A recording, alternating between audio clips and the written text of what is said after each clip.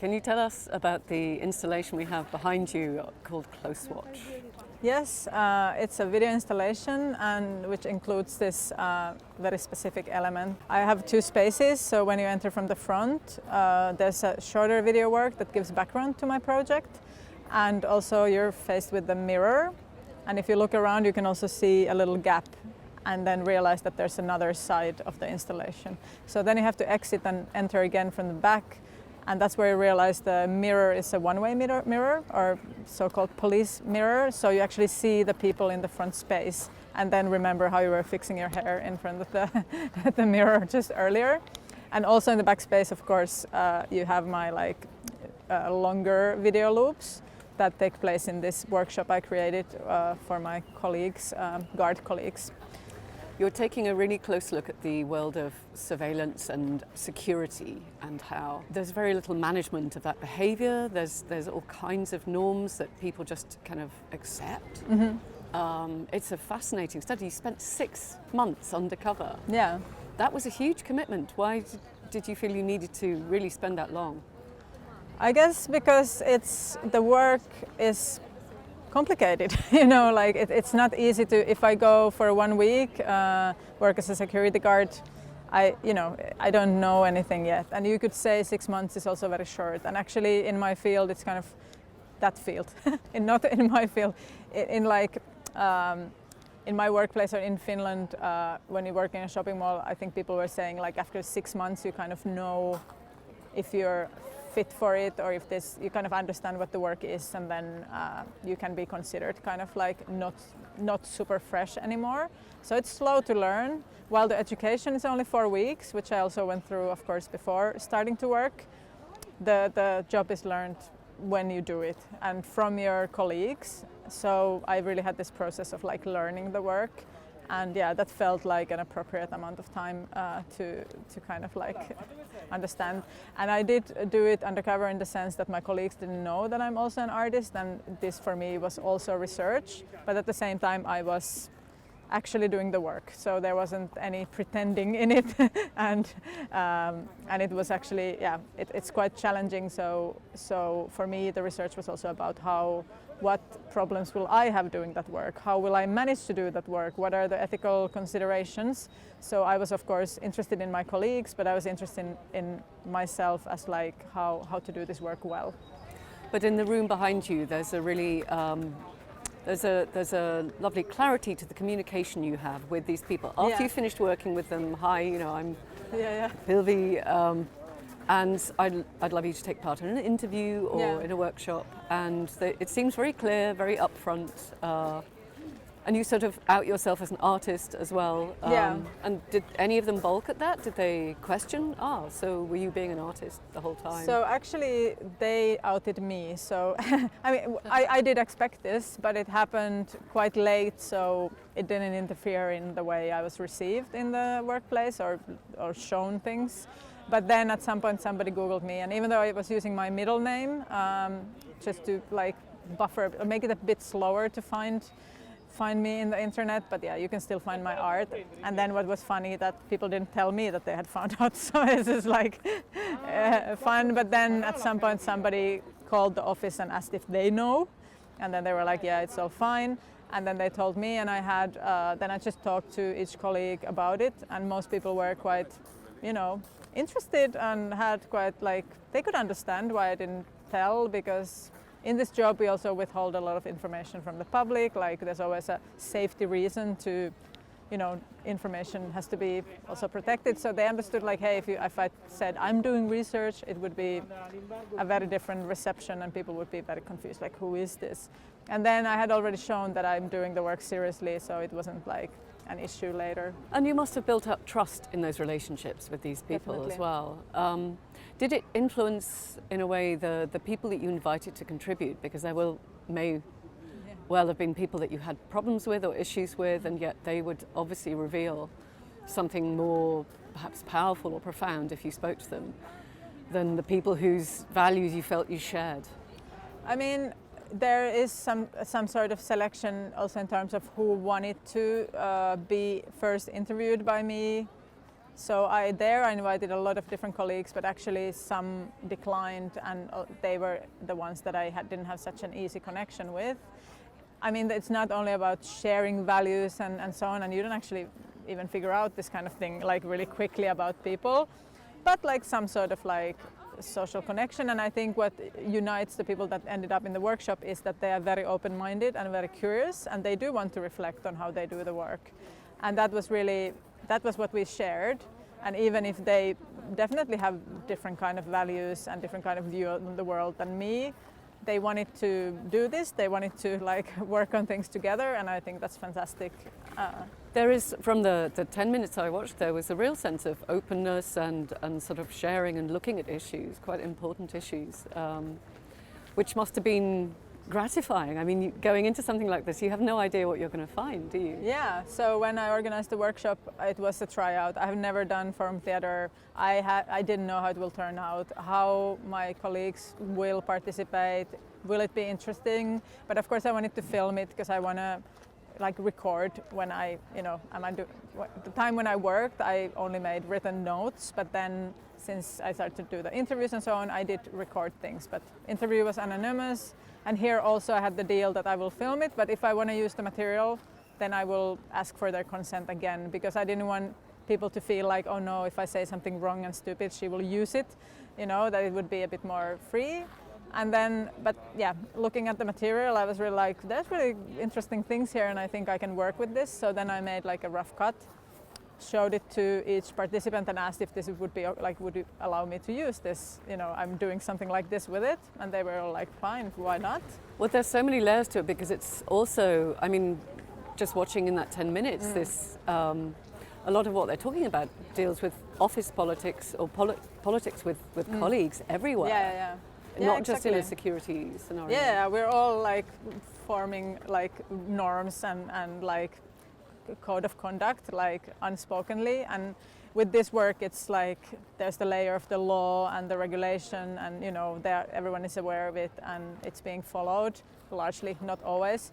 But then there's another layer of the norms, and I think that really affects how this work is done, like how your colleagues see, what is thought of as like good way of doing it or bad. So I think it's really, any workplace has created these norms, but here people are actually like interfacing with public and using their authority, and they have the legal authority to like infringe with basic rights, which is like really big power. At the same time, like they work in the middle of all this like other tensions and so on. So yeah, when you see a colleague doing something you don't agree with, how do you act? I mean, that's true of any workplace. It is, yeah.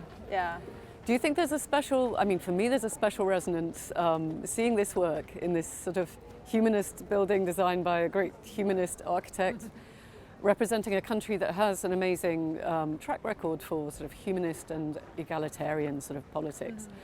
There's a sort of warm embrace within which you experience this idea of Finnish security guards. Yeah. It would play quite differently, say, for example, in Brazil or the UK even. Is that very much in your thoughts? Definitely. I think, again, like the single security guard or law enforcement officer, they always like act in a context, and they are in a situation, in a legal structure, in a society structure.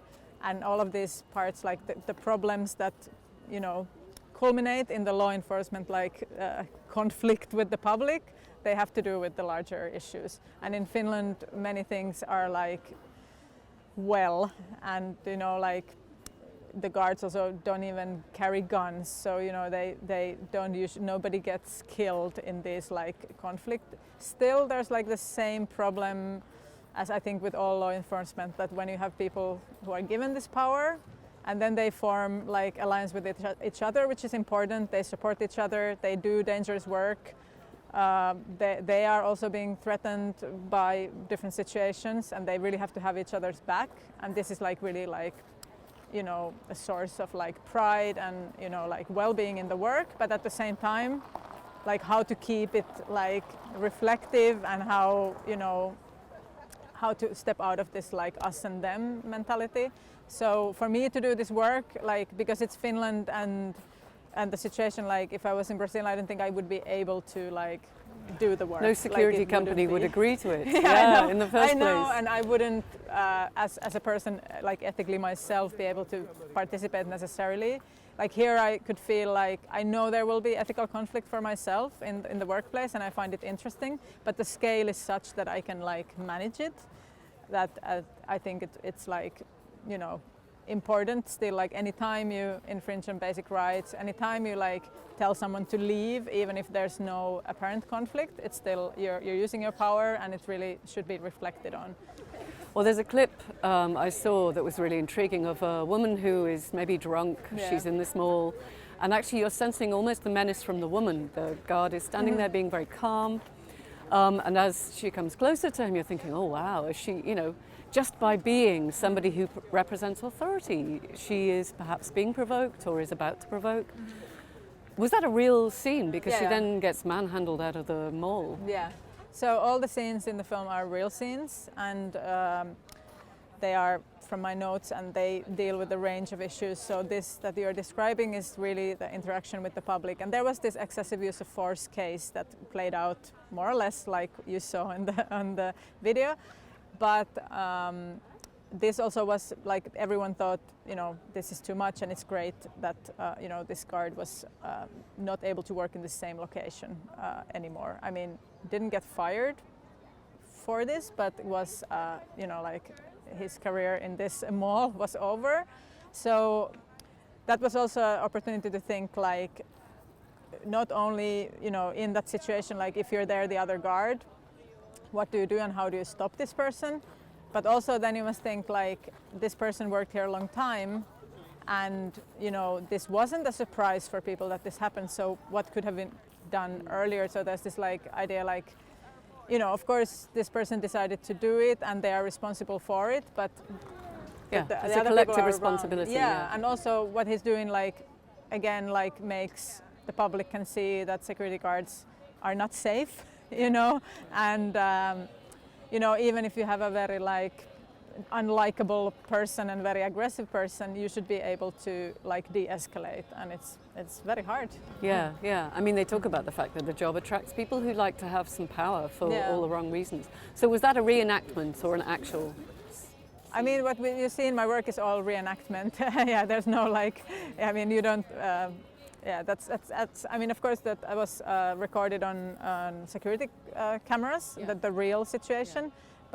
But like my film is made in this workshop, so the scenes we see there are reenactments. And then what you also see is me and my colleagues like stepping into the scene and replacing one of the actors, and really like bystander guard, so to say, and improvising ways to act differently. So when there's a guard in like grey suit stepping into the scene, it's not scripted anymore. Everything is then improvised and sort of like tried out. Yeah.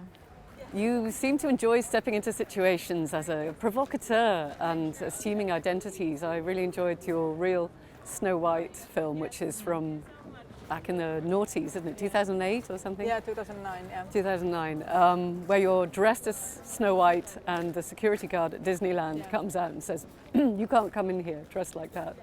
It's so funny but so profound. I mean, the degree to which he is trying to prevent you from going in there, to protect the Disney brand without saying that. I mean, humour obviously is a powerful weapon. There's also some delicious humour in the film that you made in East London, in one of these co-working spaces where you're pretending to be a wellness sort of consultant and you're touching people. I mean, wow, when you look at that film now and think about what we've been through in the last couple of years, the idea of... maybe it's a business. But you have this sort of beatific presence, and you can imagine most people would think that was fine, but clearly they didn't. They were quite freaked out by that degree of consent that you felt that you had assumed as a wellness consultant, to just walk around this office of hackney hipsters, just touching them on the elbow. I mean, do you feel uncomfortable while you're doing this, or do you relish the challenge? Both. Yeah. Like discomfort is really like awkwardness to some extent, and maybe I would say with this new security guard work, I would say more like discomfort, because the issues are so like awkward seems too light, you know. I mean, some situations are just awkward and funny, but that's really like a guiding sort of emotion or feeling that I have, that if something has discomfort in it, for me, there's something interesting, but I also have to have like a level of that I can still control and understand what's going on and be like analytical. And actually, when doing the security guard work, it was different from these works, because I couldn't always control my behavior. It wasn't like I planned this performance and I do it. It was really like I did that work like genuinely as myself and just trying to do it well. And then as you go in the field, you perform the security guard. And then like finding myself like being very like authoritative to some kids who are skateboarding, and then I'm like, what, you know, why? And it's clearly just like because it's something unconsciously I thought would work, and you know, maybe because I'm a small size woman, I think I need to be more strict or something, that you like, you know, nobody knows how to do this work, so you fake it till you make it, and then you just pick up the model from somewhere learned. And that was really like, hey, this is not the way I want to do it, so next time, like, but yeah, you're in the situation and then you assume some authority that is like imagined, security guard, proper security guard, and that was really funny. I mean, you must have changed your body language and everything in order to sort of have that persona. Yeah, I guess, yeah. Has it led to the idea of wanting to do more work to interrogate some of these ideas deeper? I mean, there's so many more things that should be looked into. Like, it's a bit like this project when you open, like, you're like, I worked on this almost 3 years, and it has this like really focused like theme, but there's so many other things. Oh, we should look at this. I would want to look at this. I would know how this came about. So let's see what happens. But I think a lot of like additional things can be done around the work, and you know, as it's been shown again, and going back to Finland especially, I'm really looking forward to that, because then, you know, not only my colleagues who were in Venice now, seeing the work they're in, like all the other colleagues who worked with me and everyone else in the security field can also, you know, see the film, and there can be like more discussion and definitely. And so on. So it's not like, I mean, you know, these issues are not solved by my one workshop. So this is a conversation starter. And I'm not hopefully alone in like, you know, continuing it. So then hopefully more people will join in, and more things can be done. It's really interesting work. Thank you. Thank you.